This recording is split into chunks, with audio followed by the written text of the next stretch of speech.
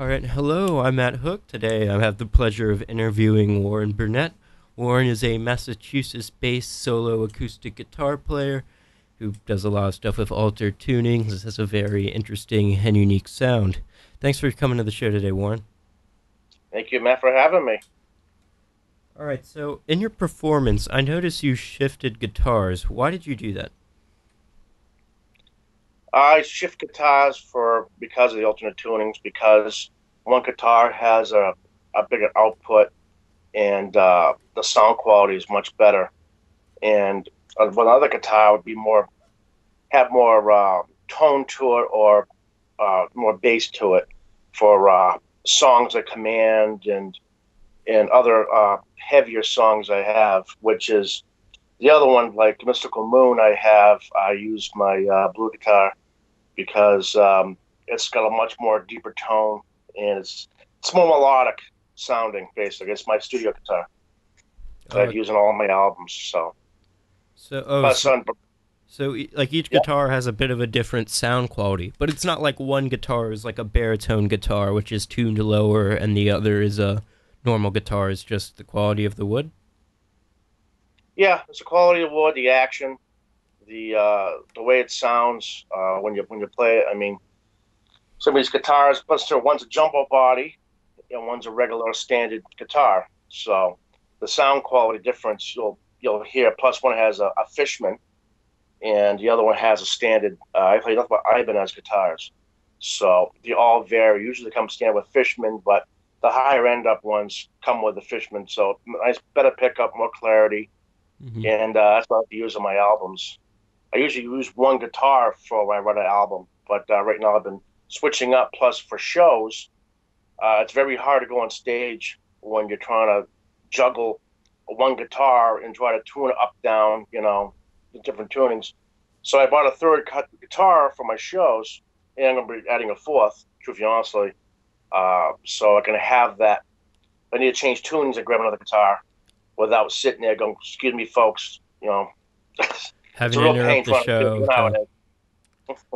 without having to interrupt the show to tune. So you mentioned altered tunings. Are most of your songs based in altered tunings? Yes. Right now, most of my material coming out right now is alternate tunings. Well, the main thing is I started learning about it through like Michael Hedges and watching Andy McKee and other artists like Led Zeppelin. Led Zeppelin used a lot of alternate tunings, and I played standard guitar for a very long time. And after a while, it just became I can only make so much with it on my own, and I found that doing alternate tunings, you can explore more of the guitar, not just standard tuning. So it actually brings depth. And when people actually hear it, they go, wow, it's something I've never heard before. They're like, oh my goodness, what's that sound? And if you guys come up to me in shows and go, what kind of guitar is that? It sounds beautiful. I'm like, it's just a tuning. It really is what it is. And they try to figure it out. So when you do alternate tunings, do you mainly do open tunings where the guitar is tuned to a chord, like for example, C major, or do you do altered tunings where you change the order of intervals on the guitar? I just do like an open tuning, basically. I don't really know it. I just kind of pick what I think suits best for the quality of the sound. And if I gotta, do changes, I do changes to it. But I think, like I said, I have a list of all the tunings I use, and just each one gives me a different depth. So that's really my only answer for why I use all the tunings. Plus, like I said, if you hear the mainstream artists like Eddie McKee, Michael Hedges, or Alexander Johnson, and all that stuff, they use this, and it brings more life to what you're trying to play and trying to show people.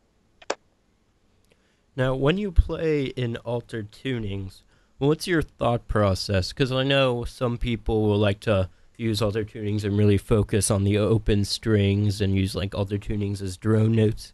Do you kind of follow that same strategy, or do you have like a different strategy depending on the character of the tuning?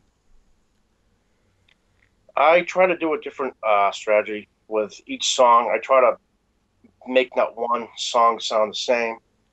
When I do open tuning, I'm looking for the tone of what I'm using and how it would fit to that tuning, and I try not to repeat that in other songs. Uh, like I said, it's just a tone in the way it's you can hear it. It's when you play it, you can actually hear what you want to play, and just you can almost hear those notes coming right out of the guitar, and that's why I use it. That's pretty much. Do you have any favorite tunings? I would say Dad Dad, Dad Gad's a very nice tuning. It's what Led Zeppelin used in California. Going to California, I that's know. where I actually heard that first tuning, and it's got a really nice, almost not like country, well, kind of like country sound, yeah, but it's got a like nice rustic sound too, and it's very low in tone. So when you hit that top six, um, or the first, I mean, the top first, it's really that bass note you can really carry because it's got a nice deep tone to it, and it kind of makes the song even better because it's got that like almost like hardness when you hear the tone because you'll hear it in command basically. I know Dad Gad is often a lot of times. It's a very classic altered tuning. I know it's a lot of times associated with like Celtic music. Yes. So you mentioned Led Zeppelin as one of your big influences. Was that like the first group that you listened to that used altered tunings? No, they were not the first group, but they're the first group I actually saw alternate tunings. But what I really started doing, how I started getting alternate tunings was back when Dark Brook was around.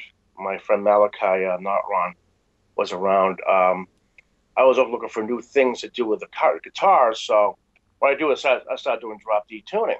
So I'm like, well, this is pretty cool, and it actually gave that nice, like I said, that deep tone. And as I was going, I started learning about just twisting the knobs and stuff, because I wasn't playing guitar for that many years when I started Doc Brook, and then a few years ago, but I would say about 2 years ago, I started listening to Michael Hedges, and I started looking at his tunings up, and I was like, wow, this is really kind of cool what he's doing. His song Dream Beach is one of my favorite songs. I try to post it a few times on the web, but that tuning he's got right there, it's just so melodic. And when you hear a song with depth like that, it kind of moves you. And that's how I really started because I wanted my music to go a little more further and move people when I play it. And it really does. I can see it in their faces when I play shows, and they really dig it. And I put albums up, they grab them. So And were you always into like solo guitar, or did you start out like as a blues bass player? always solo guitar. I had jam partners before. I had a partner that came over here quite a few times. Me and him would just explore. He'd be singing and playing guitar. I'd be doing the same thing. I was actually more of a leadist than a rhythmist at the time. And what happened was, as I was exploring it, um, my friend Malachi, who actually moved next door to me, and that's when he came to the picture, and became more of a rhythmist and writing the songs, and he would do the leads to all the songs I was doing. And So your stuff with yeah, Malachi, just to clarify, that's your Dark Brook kind of yes, series. yes, we wrote those albums in literally a year. That was pretty quick. 1 year. He was actually the person that actually pushed me out of the house. I was just jamming outside all the time. Was what I started was I go to play at local parks around the area. Just bring my guitar down there and just sit by the lake, and which you've probably seen a few times on the web. And he started hearing me, and he was like, "Hey, man," he started pushing me out to open mics. There was a Lashaway Inn down in Brookfield over here, and he's like, "Just go down there and try it out." I tell you, I was so nervous the first time I played, but we were a great hit. He was so good because he had so many years of experience with guitar that he's played so many shows, and so he knew when we went down and played. He played slide guitar with a bolt. If people were Oh, that's a looked great at him with trick. amazement. bolt. Like, people's like, this guy's got a bolt. He's playing. That's a fantastic Yeah, trick, man. yeah. It was real on, and he's the one that pushed me down to the studios. He said, "Hey, I got a guy out in Back Cave Studios, and he's let's go out there and let's record an album." So we came up with the first album. I think had 12 songs on it. Begins, and he's let's record that, and then all of a sudden after that, Drift came right out after that, about 6 months later. Mm. So it was a really good time. I really appreciate him being around. And then when he left, what happened was I had nobody to play with, so I really didn't go play any shows or go out anywhere and do anything like that. What I did was I started doing solo work at home and doing loops, using a loop station here, Oh, using the basically. loop pedal. Yeah, for my bass and my keyboard and my electric guitars and effects, and that's kind of how I did my next album, and then one after that, one after that. It's I've always been solo. I can't find anybody to play with.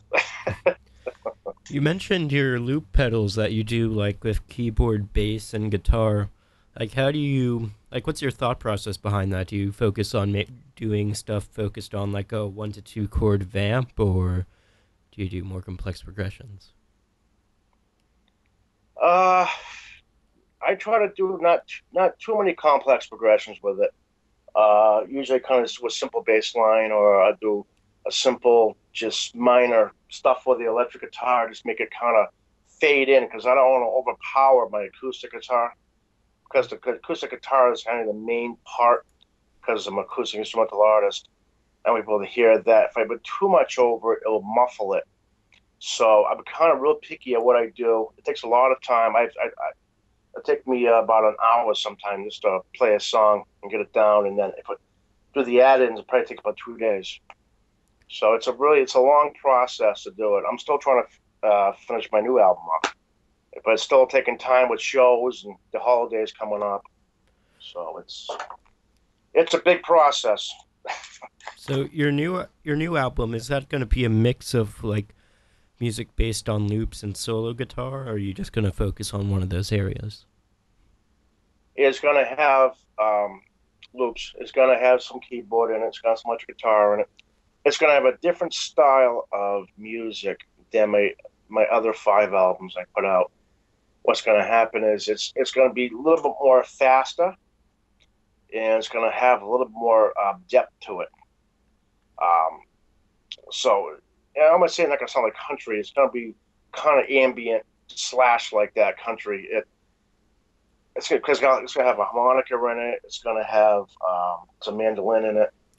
So So somewhat guitar. so it's going to be like a little bit of mix of like the stuff Will Ackerman was doing, and then like more country music.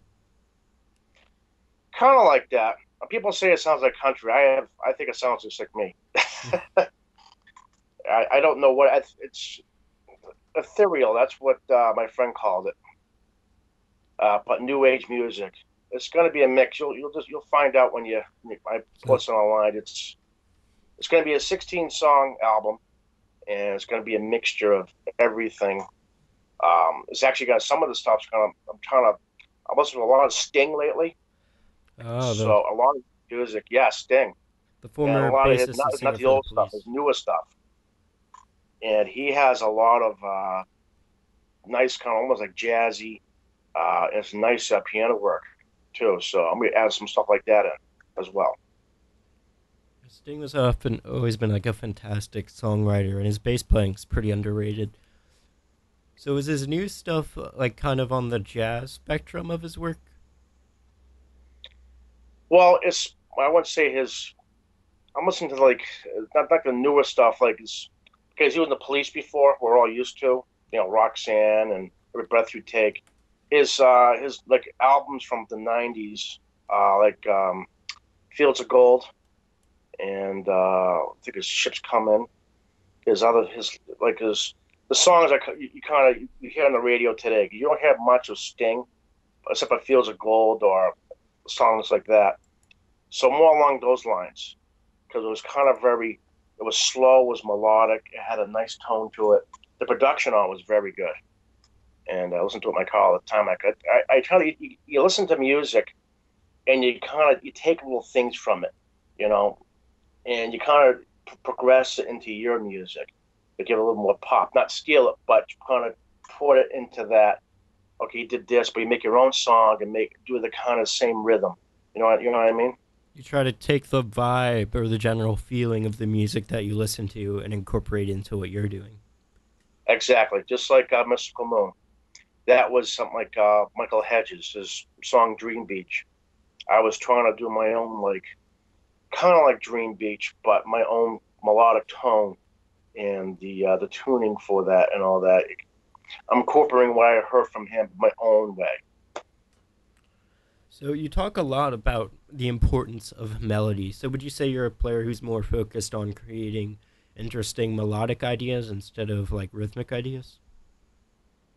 Yes, more melodic ideas. I like everything that's melodic and heartfelt. I always like nice songs like "Crash Into Me" by Dave Matthews. Mhm. I want a song to move you. I don't want a song to make you put your ears over your hands over your ears and go, "Oh my goodness!" I want a song to move you. I want when you hear it to take off into a little, your own little place. You fade off and you relax. I don't want it to be overbearing and people go, "Oh goodness!" I have some, heavier tunes like "Command," "Medieval Affair," and stuff like that. They're a little more heavier, but it's still melodic in that tone. And I think people what draws them to it because it's something different because there's so much music out there today that it's very hard not to copy somebody because everybody's playing pretty much the same thing. You see a lot of stuff on TV and all that. Newer bands come up and they almost sound like that band or that band, To make it in this industry, you have to have your own style, your own brand of music, basically. Yeah.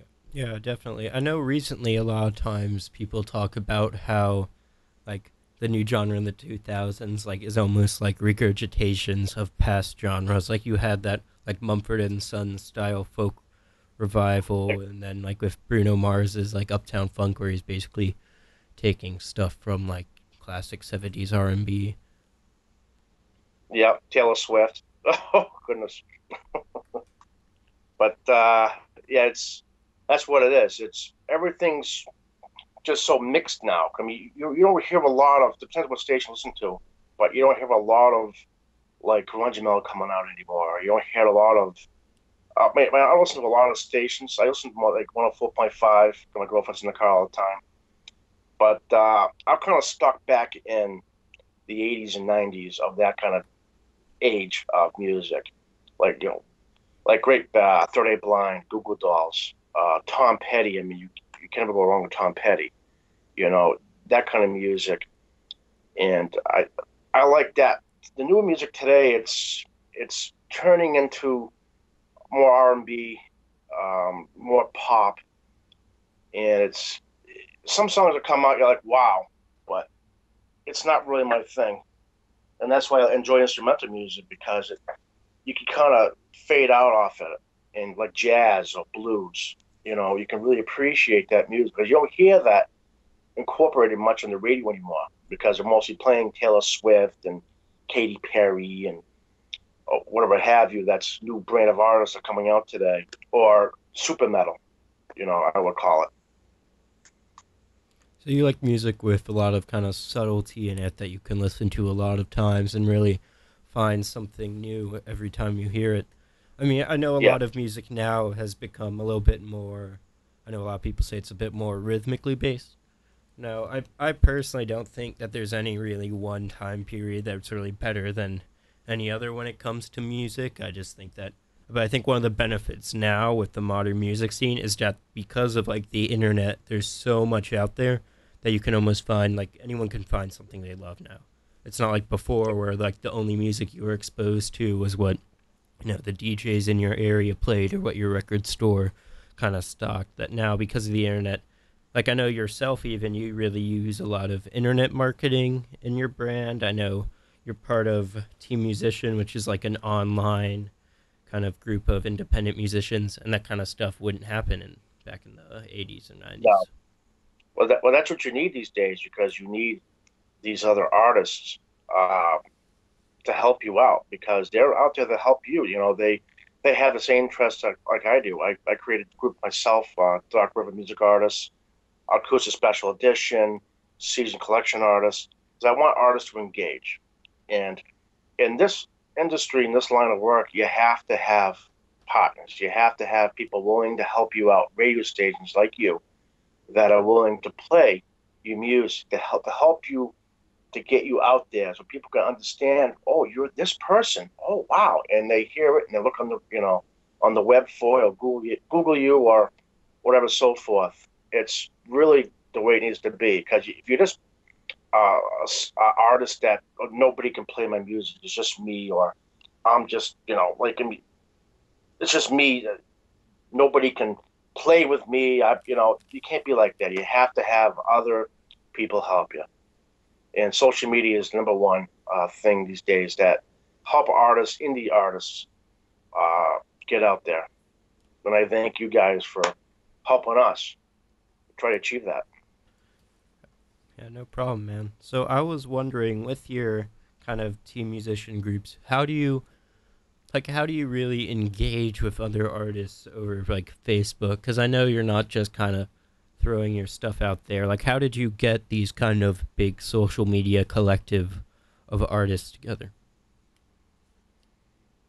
Me on the group sites or just in general? Just in on the group site specifically, like how did you manage to bring this like big group of people together?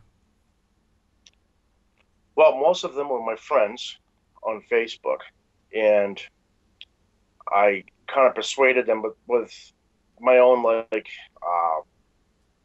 putting the site out there. Because special edition, I would put like little videos of it and all that stuff to show artists that come here and post your music here. And I'm going to try to the bigger a group gets, the more audience you'll have, the more engagement you'll have. And I was just trying to get a group of musicians together because I believe in helping others, and I think they see that when I put these groups up. And when they post, I comment. I try to look at every single thing they put on there, everything, and it's my show my appreciation. And I invite other artists to do the same thing. Weston Simmons, he really, team musician and all that. He's doing a really good thing for us. That's a really good group. I wish I had a radio station do the same thing, but unfortunately I don't. But you, that's an engagement for us, and trying to get people to the groups and try to look at who's playing what and comment and show interest is a big reason why I did this. And that way, also, I can show them what I'm doing, and it gives more respect to that's the artists like me because I'm trying to help other artists. So it gives me more respect from them, and I respect, you know, them back. Basically, reason why I created these groups. It's like a giant musical conversation almost. Like there's a little give and take. And the one thing I've always appreciated about your groups and social media outreach is that when I look at it, you don't really see that kind of venom that you can always find on the internet. All the comments are usually positive, and when it is criticism, it's always constructive. How have you kind of kept your groups in such a positive manner? Well, first thing, I police them. I try to police them. I try to, if I see anything wrong with them, I try to, fix the problem real quick. And I keep my groups positive by, like I said, commenting, sharing. If I see something of great interest, I will share. I'll try to tag that person, and I will try to share on other sites to show my appreciation for what they're doing, because it takes a lot to play something and put on a video or just put yourself out there for people to hear it, because everybody's a critic. And I think it's just the engagement I have with my members to have them, I appreciate them so they appreciate me back. I think that's really how you really create a group, and tagging them in posts, this is a special on here and there. And it just shows a good friendship, because people enjoy that, They like being commented. They like saying, "Wow, that was a great song. That was a fantastic job." And it gives you a good feeling inside when you hear that. And that's my kind of goal And when because the all musicians count. and when the group gives like, then when people get commented by like people like yourself or other members that their music is good, they're more likely to go and be more active in the group itself. Exactly, exactly. That's like Weston Simmons his thing with a musician. He what he does is if you the more you post, the more he's going to put you on pirate radio. He's going to feature your songs. Whoever's more engaged, and I see a lot of guys on there on my group sites that are more engaged, and I see who posts.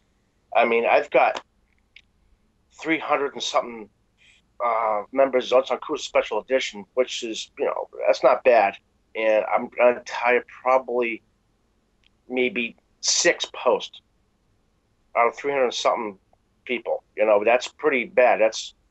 It needs to get more engagement, and you got to put an incentive there for people to actually do that. Like if you go on Finger Style Guitars or Guitar Player Collective, they got big, big, over thousands of members, and they're constantly posting, and it's almost like a what would you say? Sort of like a team effort, or they look at something and try to top the next guy. That's what it is. They're all shredders too. They're all metal guitarists, so they all love that. And Who I can think that's play just how Flight of the that's many. Bumblebee at the fastest beats per minute? Yeah, that's what it is. And people, oh, wow, I did this. Oh, wow, I did that. I just go, eh. I agree with you, man. My fingers aren't fast enough to do that kind of stuff. I don't have that coordination.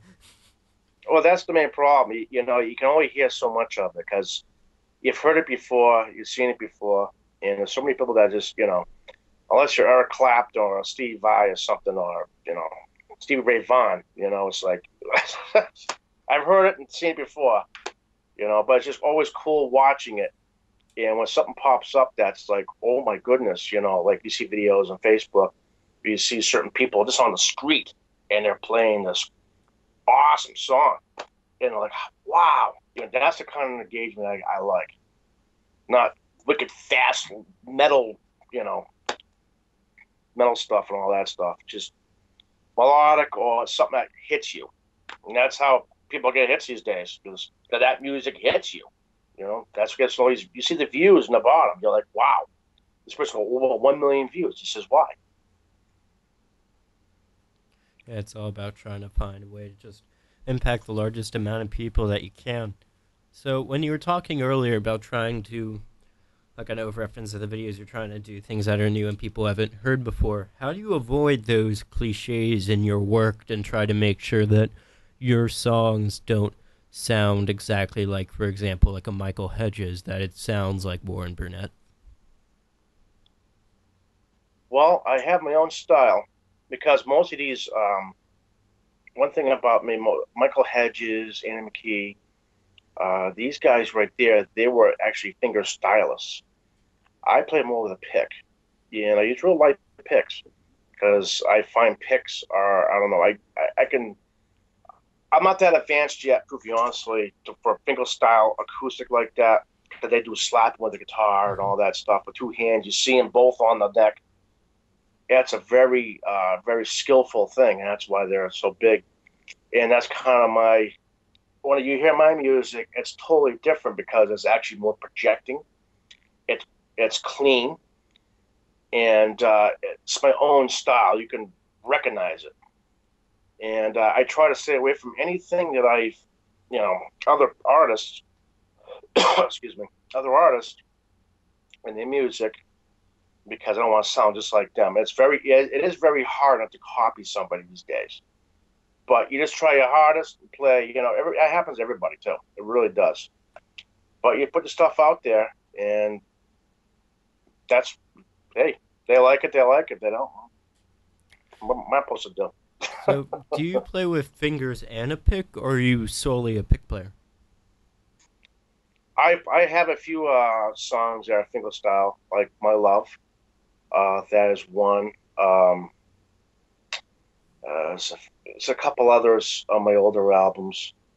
Um, Fire Melody. I'm not quite sure, but I play mostly with a pick though. Everything mostly is just I use a pick and I use just my other hand. But that's the way I do it. Yeah, I just like it because you get more of a like a tremolo off it or more of a harmonic, I think, with a pick than the regular finger style for me. Like a pick has a much brighter sound, while fingers have a much more kind of warm mellowness to Yeah, it. yes, exactly. That's how I can kind of like I can play a little faster. It comes out a little more brighter and comes out more depth and tone for me. I think it does. Well, obviously, finger style would be the way to go, but this is the way I've kind of learned over the years. I mean, I've been playing for about 15 years now, and when I first started, I know nothing. I never taken guitar lessons my whole entire life. I've never been for any guitar lessons. I taken notes on some guitar videos like Esteban or Guitar World. Had a few magazines. I had a DVD you can buy and all that and watch it. But I really didn't really learn guitar from anybody else to like their own style. I kind of did my own and kind of just pluck one string, next string, next string, and kind of my own style came out basically, and just it's just exploitation of music and the guitar is how it kind of happened. So so you were completely self-taught. You've never taken really lessons. Self-taught.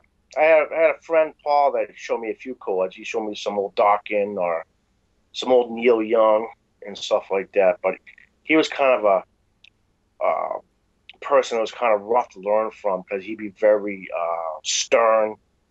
Do it this way. He'd actually take your fingers and push it on the strings, and it's like, listen, man, let me do it myself. No, do it this way. Do it that way. I'm kind of like, oh, Uh, listen, man, you're pushing on my fingers. So after a while, I just kind of learned on my own and took notes from him. And like I said, I had a older player, my friend Harold. He would come over here and he would play with me, and we kind of learned off each other. And he would show me a few things, and I would show him a few things I learned. And like I said, this is kind of exploitation, and just kind of just sitting there many nights on the couch, just playing with it, watching TV, and playing with the guitar. And okay, this sounds kind of neat. Yeah, that's how older tunes came up for me too. I actually made a list of all the tunes. I would try each one out and explore it and make a new song. I can make a song very quickly, so that's always a good thing. how long does it take you to write a song, would you say? I can have a new song up in a week if I really. I can usually. I write so many songs. What happens? I finish one song and I'll start on the next one. It usually takes about a week. It'll take me about a month to actually perfect it, and then actually record it, put it down. And as I go, I'll perfect it more and perfect it more. Like my new album is actually all done. It's all recorded, but some songs, a musician is his own critic because you're the worst critic ever because you're the person that made it. And some clicks and stuff I kind of want to adjust, but that's how you do it. You can just explore, make it, and play it for people. I have many friends who come over all the time, and I play for them, and they'll enjoy it and they'll give me the thumbs up or oh boy. It's always good to have friends you can kind of trust to give you realistic feedback. Yeah, and they're also one of my friends is Matt Preston. He's a fellow musician too. He plays open mics and he plays a lot of cover songs and all of that. And he comes over all the time and he gives me some good dabs on it. So it's always appreciative of friends to say something to me and help me out. And then what I'll do is also during the summer I'll go out. I'll busking, what they call it. Uh, I'll go down to the parking big wide parking lot down here or a price shopper parking lot. And I'll sit there in a corner and I'll play and people walk by and they'll look at me and you can kind of tell how they react with the music. So that's always a good feeling too. So, with your stuff with Malkalai, I was wondering, did you guys, when you guys are playing together, did you like teach each other new techniques? He kind of showed me. He actually didn't show me too much of technique. He was very. He did not play with a pick at all. He was strictly a fingerstyle guitarist himself, and he was all electric guitar. Um, you can find his stuff online and like Cara Patry on like SoundCloud or something like that. And it's very weird psychedelic music. And when he did leads to many of my songs like Route 9 and um, Beneath and First Look and all that, you can actually hear him doing that, the nice lead work in it. And he really brought a lot to the table because it actually made the songs kind of pop out more. He's like I said, he was playing for a long time. He's been quite a few bands over in California, and he was playing for about 25 years in before I met him. So he brought, like I said, professionalism. Him getting me out there, and it really was inspiration for me. And like I said, he was the one that pushed me out there. So I'm just happy I met him, Yeah. He was and the I one. wish he'd come back. Oh, oh, did he move to California? He went to California to surf the waves and fulfill his dream as a big musician and all that. But he makes music all the time, but he's no big musician. And I wish he'd come back here. I told him, you came back here, we can. Because Dark Brook was actually the main thing. That's why I kept Dark Brook for a long time because Dark Brook was my main project. Even with my friend Harold, when he was jamming with me, I called it the Dark Brook Project. And that is shortened to Dark Brook. And I think that was a great band name because I always had jam partners.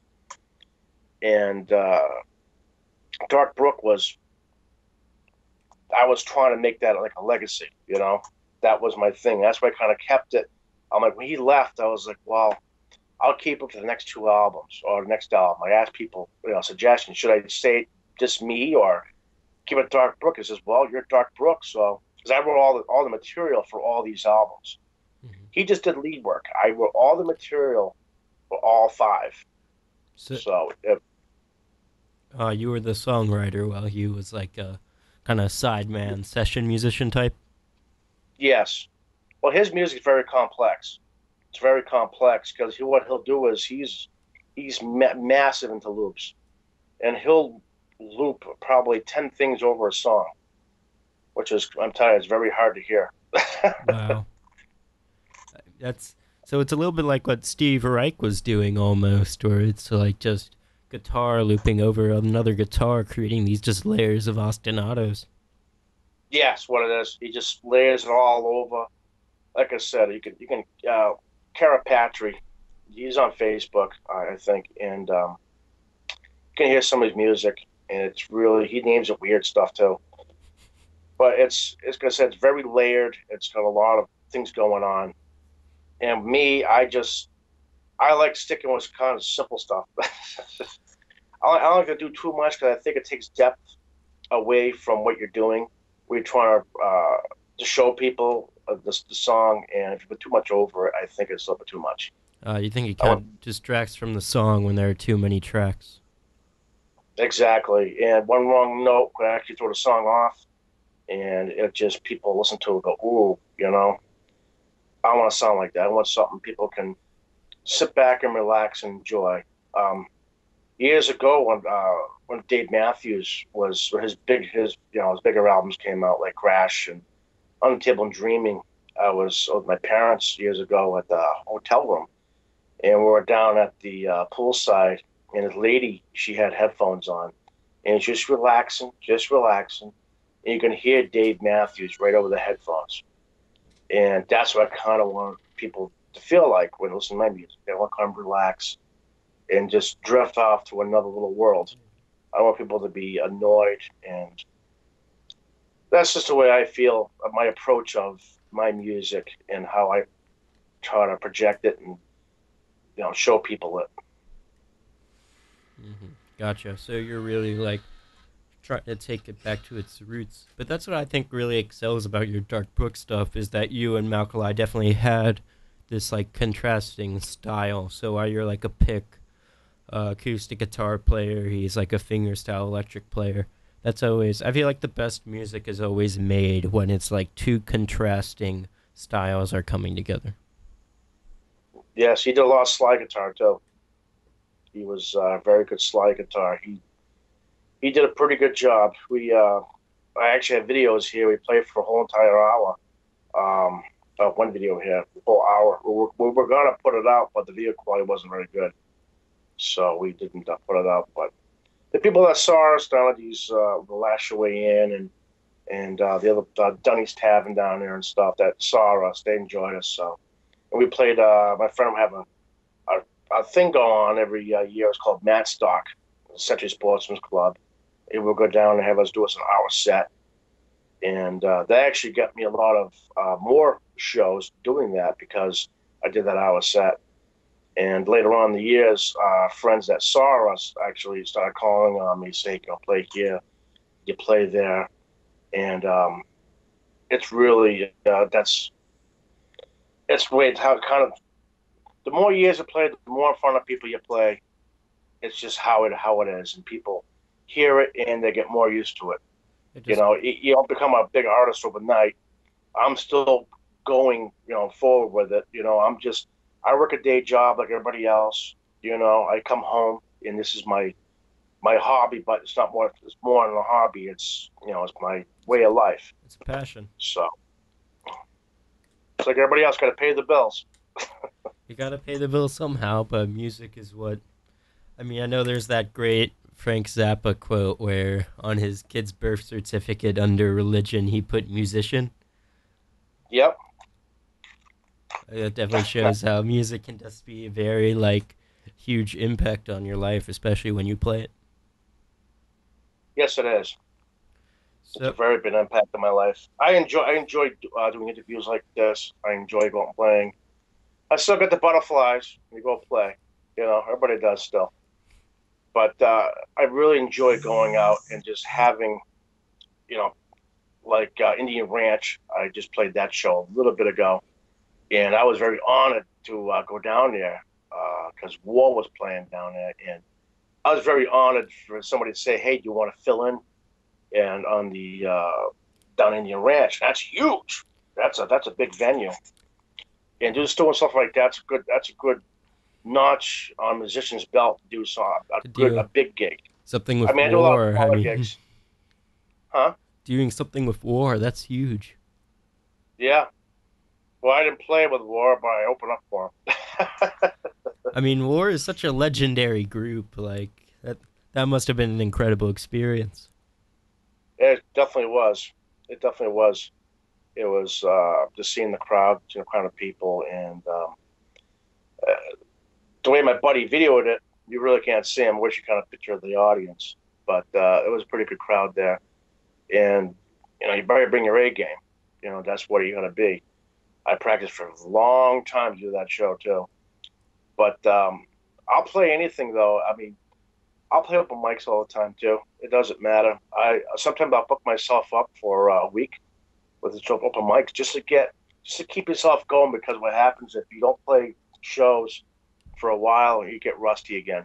And you don't get that experience of the audience being right there. If you play by yourself, we call those people closet musicians. I just sit at home and just kind of play, and that's what I want. I want to be constantly out there playing with people and showing them what I got, and keep myself fresh and keep my skills fresh playing the songs too. You know what it is. If you start playing a song and after a while you just forget about it, then you have to go back and relearn it all over again. You have to go back to your old demo and try to relearn the tuning, the fingering patterns for it. Exactly. Like when you asked me to play Mystical Moon, I actually had to go back and relearn the song because I've been concentrating on my new material. So you had to go back and just relearn it. But I don't mind that because it's better for me for a show. So now I incorporate this to on my set list when I go play here or there, and that helps me out just to practice. What's going to happen is when this album is finally done and it's finished, mastered, it's gone, it's out in the web there. What's going to happen is I'm going to start practicing one big set list, and I'm going to do a number of shows around the Worcester area and New England area, like New Hampshire, Boston. I even traveled to New York City and do a number of shows. So, and really work on the songs and the way I start the show, the middle of the show, and the way I kind of make these songs pop out to people. And somehow, a little bit down the line, add lyrics. I'm gonna, just do some covers, Neil Young or some Dave Matthews tune as well. So you're trying to incorporate singing into your sound as well? I'm going to try this. Yes. Well, I've heard from many people. It's any instrumental artist. You should get lyrics with your work. And I says, yes, I know. If you had lyrics to this, that would pop. I'm like, yeah, I know all about it. I've asked people to help me out singing. I asked my girlfriend, hey, honey, you want to? No, I'm too scared. Oh. So as all the artists around here, the local artists around here are either too shy or they don't want to play or they just want to play guitar and keep it themselves. Oh, so I they're have, I have I have a lot of friends that play guitar, and I ask them, so why don't you take a little further? No. so So are you happy just playing by yourself? Yeah. Oh, okay. so a lot of Never like get hurt. bedroom musician types. Hmm. A lot of people do that. You gotta be like They, excuse sounds me? like you need to follow in Malcolm's footsteps and try to get people to go out there a bit more. Yeah, it's pretty funny you say that. 'Cause he's actually one of those closet musicians right now. He don't play out at all. He's in California. He doesn't play at all. He has a little boy, Emerson. He has to take care of, and his wife works. So he actually does all the stuff at home and does the same thing. Out here, I'm just trying to push myself to go out there because I can't stand just not playing in front of people. You make all this music, you have to go out there and play it. The only way to get engagement from fans or your super fans is you have to get engaged with your fans. If you just sit around and just dream about it, it's not going to happen. You have to get out there. You have to show them. You have to greet people. And that's the way merchandise, it's just the way how it has to be.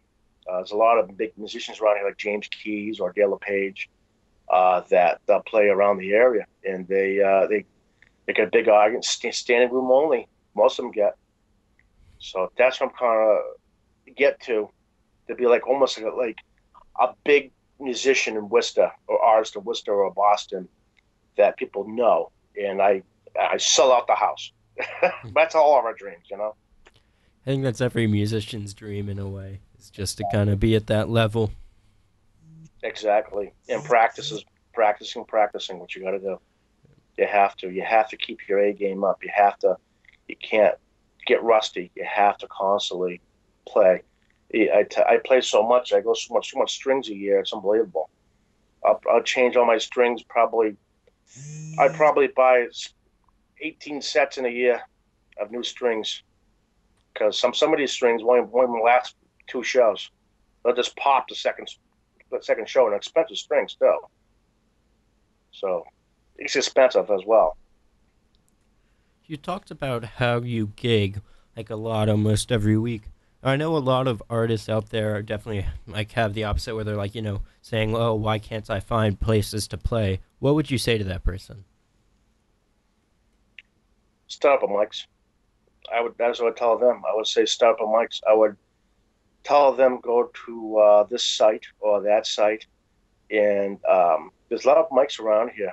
And Bill McCarthy, he has all the mics around here, and you just sign up for them. Most of these you have to sign up for. You can't just show up. The open mics usually how like that is these days, and they usually give you a half an hour set. Um, but I would tell them that's what you need to do. You need to start getting out there. Open mic. There's open mics. I mean, I've seen people do puppet shows before. I've seen people just harmonica up there, or somebody just singing up there, or doing karaoke. I've seen stuff like that on many occasions. I was down at Stats Bar and Grill, and they just literally was like karaoke. This girl just sang on a song for open mic.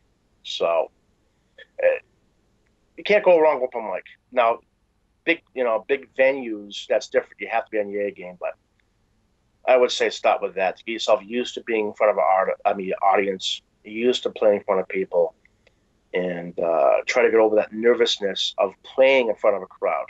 And that's the only way you're going to do it. Or, like I said, busking, they call it, when you take a guitar, you go down to a corner, your subway, or just down an area that's a plaza, grocery store plaza or something. You sit in a corner with your guitar and play, and people hear it. You put your case out there, and people. Oh, sorry about that. Looks like we've had a bit of technical difficulties with the Skype connection. I'll see if I can get him back online soon. Lost our Skype connection there. So, would you mind repeating your last little bit about open mics? Okay, I was saying that open mics are the best way to get over that fear of playing in front of people and get rid of the nervousness, because you can play in front of a crowd or just a few people. It doesn't matter if it's 3 or 4 people or if it's 15 people. It just helps you get over that, the fear of playing in front of people, and people get to hear you, and you play one show, and then the next one you go, I'm going to do a lot better job the next show. And it kind of gives the incentive when people come up to you and say, wow, that was great. Awesome job. You get a good feeling about that. And also, I was saying, also take your guitar, and it's called busking, and you go down to your local plaza, local shopping plaza or something like that. Nothing too distractive, not too traffic. I don't say go in front of a mall, but like more local town plazas. And take your guitar out there, put your case out there, and just play for an hour or two for people as well. And for, like I said, many years, I go to the parks and I'll do the same thing.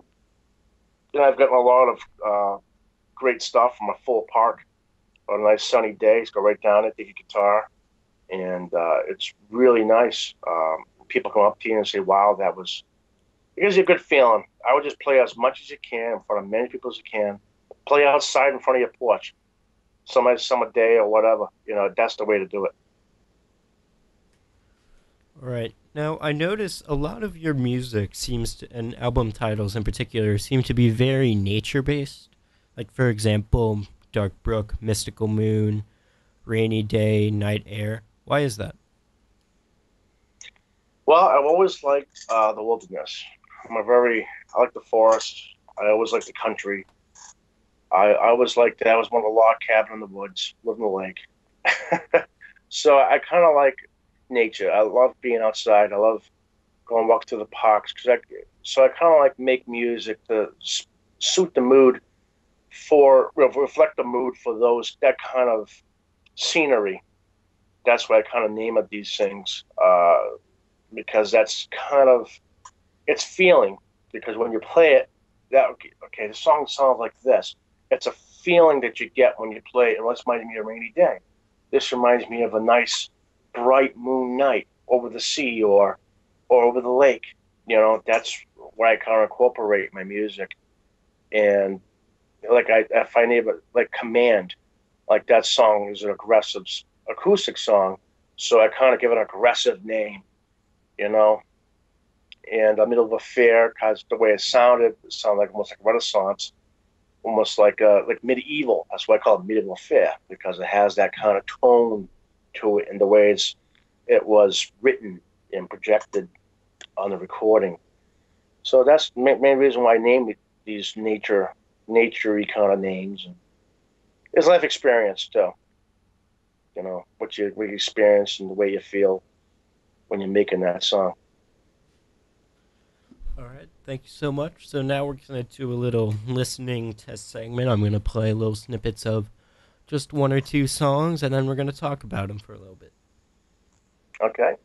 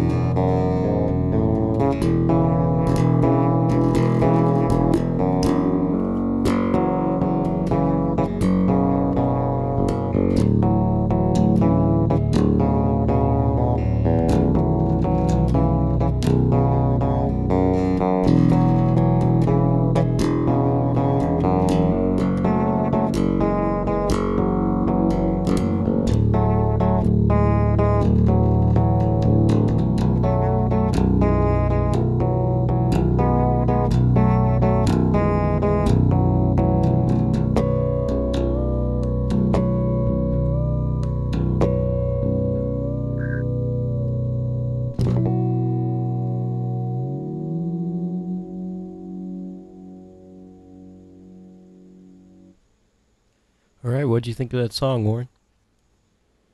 Fantastic. That was fantastic.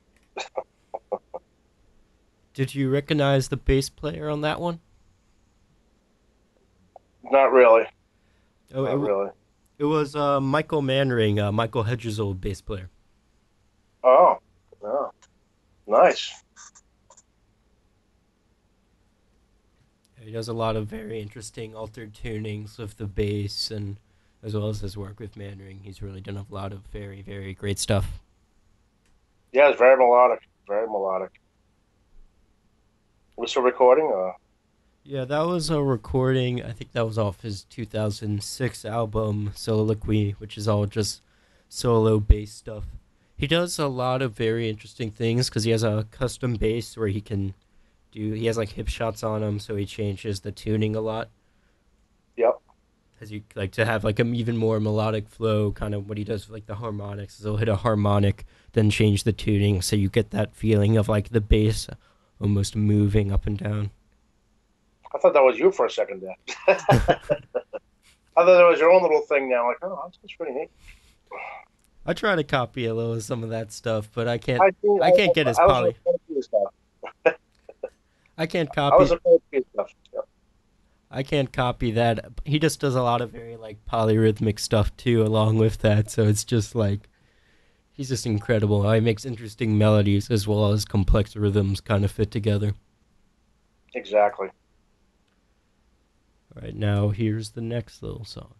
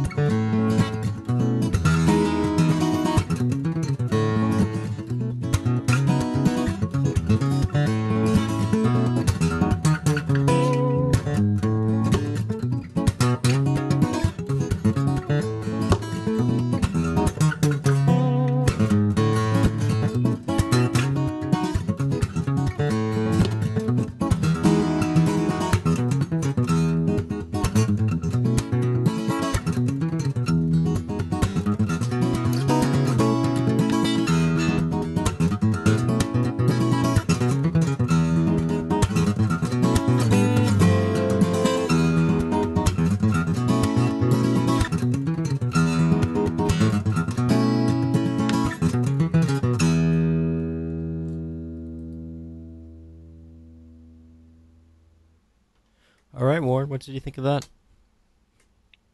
Nice. Very like a mixture between like John Mayer and you can hear like maybe some Andy McKee in there. That was actually Got really, that was yep. actually a song by Don Ross, Okay, Don Ross. Yep. solo acoustic guitarist off his album Breakfast for Dogs. That one was it's it's fun being lucky. Yeah, Don Ross and Andy McKee have done a lot of work together. Don Ross was actually Andy McKee's idol when Andy McKee was in his teenage years. Don Ross was the one who really inspired Andy to pick up the acoustic guitar. Oh, nice. All right, so thanks again so much for coming down, Warren. I really appreciated. It was great talking to you. Thank you much for having me. I mean, I appreciate it, and thank you for listening to my my babbling.